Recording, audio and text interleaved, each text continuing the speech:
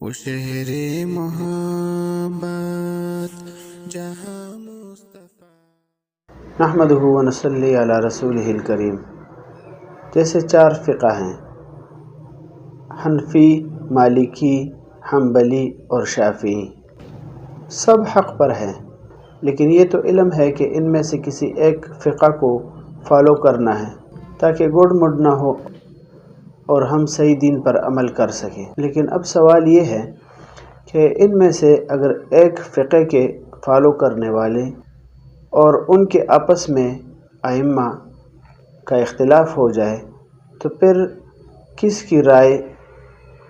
معتبر ہوگی اور کس کو ہم فالو کریں گے، یہ سوال ہے۔ تو جواب سے پہلے بطور تمہید اس بات کی وضاحت ضروری ہے کہ موجودہ دور کے مفتیان کرام کا درجہ افتاء کیا ہے اور کس نوعیت کا ہے۔ لہٰذا اہل فقہ کی تصریح کے مطابق اس دور کے مفتیان کرام کے فقہا کے درجات میں سے 7ویں درجے کے ہیں، یعنی یہ وہ حضرات ہیں جو مسئلہ بتانے میں اپنے سے پہلے فقہائے کرام کے راجح اور صحیح قول کو ترجیح دینے کے لیے ان کے اقوال کے تابع ہیں اور مرجوح اقوال پر فتویٰ نہیں دے سکتے،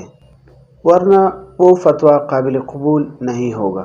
لہٰذا عام آدمی کی سب سے پہلی ذمہ داری تو یہ ہے کہ وہ ان مفتیان کرام سے فتویٰ طلب کرے جو تقویٰ اور ورع کے اندر سب سے افضل ہو اور مسئلہ بتانے میں تساہل اور حیلہ بازی یعنی حیلہ کرنے کی شہرت نہ رکھتے ہو، اور بالخصوص عوام اور خواص ان کے فتاویٰ پر عمل کرتے ہوں۔ اور پھر جب کسی مسئلے میں مفتیان کرام کا اختلاف ہو تو عام شخص کے لیے ضروری یہ ہے کہ جس کے تقویٰ پر اس کو زیادہ اعتماد ہو اور عام حالات میں بھی اس کی رائے کو معتبر سمجھتا ہو تو اسی کو قابل اعتماد سمجھے اور اسی سے فتویٰ طلب کرے، یعنی جن علماء سے وہ عموماً رائے لیتا ہو اور ان کے مسائل بتانے پر اعتماد رکھتا ہو تو انہی کی رائے پر اس مسئلے میں بھی عمل کرے۔ صرف سہولت یا خواہش نفس کی وجہ سے دوسرے مفتی کے مسئلے پر عمل نہ کرے، خواہ جواز کا قائل مفتی کتنا ہی متقی کیوں نہ ہو۔ اس معاملے میں خواہش نفس کی آمیزش بالکل نہ آنے دیں، اور اگر دونوں طرف کے علماء میں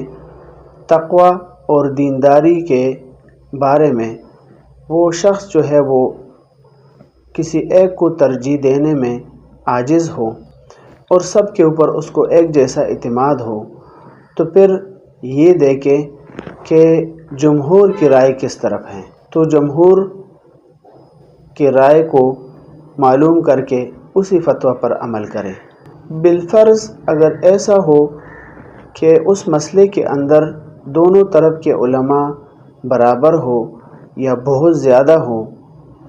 جن میں سے کسی ایک کو ترجیح نہیں دی جا سکتی ہو اور اکثر اہل علم کا رجحان معلوم نہ ہو سکے، تو پھر ایسی رائے کو اختیار کرے جس میں احتیاط زیادہ ہو۔ مثال کے طور پر ایک طرف وجوب کا قول ہو اور دوسری طرف استحباب کا قول ہو تو وجوب کے قول پر عمل کرے، یا مثال کے طور پر ایک طرف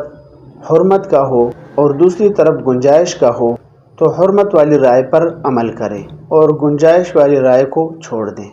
حدیث شریف میں ہے، وعنہ قال قال رسول اللہ صلی اللہ علیہ وآلہ وسلم اتبعوا السواد الاعظم فإنه من شذ شذ في النار، او کما قال علیہ الصلاۃ والسلام، مشکات شریف کی روایت ہیں۔ تو حدیث کے مفہوم سے بھی یہی معنی سمجھ میں آتا ہے کہ جس طرف زیادہ رائے ہو اور اہل فتاویٰ جس کی طرف رجحان زیادہ کرے اسی مسئلے پر عمل کرنا چاہیے، دوسری طرف کو چھوڑ دینا چاہیے۔